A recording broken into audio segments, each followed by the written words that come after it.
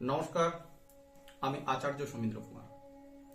আজ আপনাদের নিউমোলজির উপরে মানে সংখ্যা তত্ত্বের উপরে কিছু কথা বলবো, মূলত ভাগ্যাঙ্কের উপর কথা বলবো।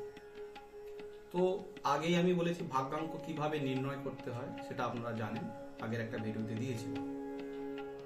তো আজ যে ভাগ্যাঙ্কের উপর কথা বলবো বা ডেস্টিনি নাম্বারের উপরে কথা বলবো সেটা হচ্ছে ভাগ্যাঙ্ক যাদের এক মানে রবির সংখ্যা।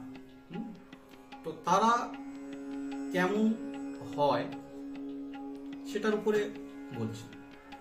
ভাগ্যাঙ্ক যাদের এক যেসব মানুষদের বা জাতক জাতিকাদের, তারা সাধারণত ক্ষমাশীল হয়, ধৈর্যবান হয়, কোনো কিছুতে লেগে থাকার প্রবণতা, সাংগঠনিক ক্ষমতার অধিকারী। এরা যদি আধ্যাত্মিক পথে এগোয় তো এরা আধ্যাত্মিক সংগঠনের মাথা হয়ে পড়ে। প্রকৃত বাস্তবিক শিক্ষক হয় এরা। সর্বদা সত্যের পথে সংযোগ রেখে চলে, মেদবিহীন শব্দ প্রয়োগ করে, স্পষ্টবাদী।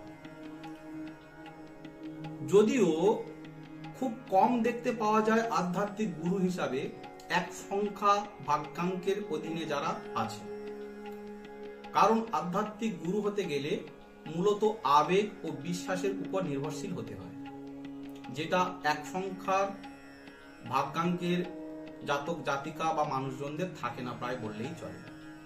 এরা যুক্তিবাদী ও তর্কের উপর নির্ভর করে, মূলত পার্থিব ও জাগতিক সফলতা ও কৃতিত্বের উপর বিশ্বাসী। এরা আদর্শবাদী, সৌজন্য বোধযুক্ত, দয়ালু, সাহায্যকারী, জনপ্রিয় ও দ্রুত কোনো বিষয়ে ফয়সালাকারী বা মীমাংসাকারী এরা হয়। এক সংখ্যা ভাগ্যাঙ্কের অধীনে থাকা জাতক জাতিকারা তাদের সহকর্মীদের ভালো কিছু করার উৎসাহ দান করে, সাধারণত যুবকদের নেতা হওয়ার উৎসাহ দান করে। এরা চালাক, সর্বদা হাসি মাখা মুখ, আকর্ষণীয় ও নজর কাড়া ব্যক্তিত্ব হয়ে থাকে। এরা কিন্তু খুব প্রেমিক হয় না, এরা ভালোবাসা ও বৈবাহিক বিষয়ে দুর্ভাগা হয়ে থাকে। এরা যাই হোক, এরা ভালো স্টোরি টেলার হয়, ভালো গল্প বলতে পারে, গল্প বানিয়ে বলতে পারে, খুব সুন্দর গল্প সাজিয়ে গুছিয়ে ডেকোরেট করে বলতে পারে। আর এরা সরকারি কর্মচারীদের আনুগত্য ও সমর্থন পায়।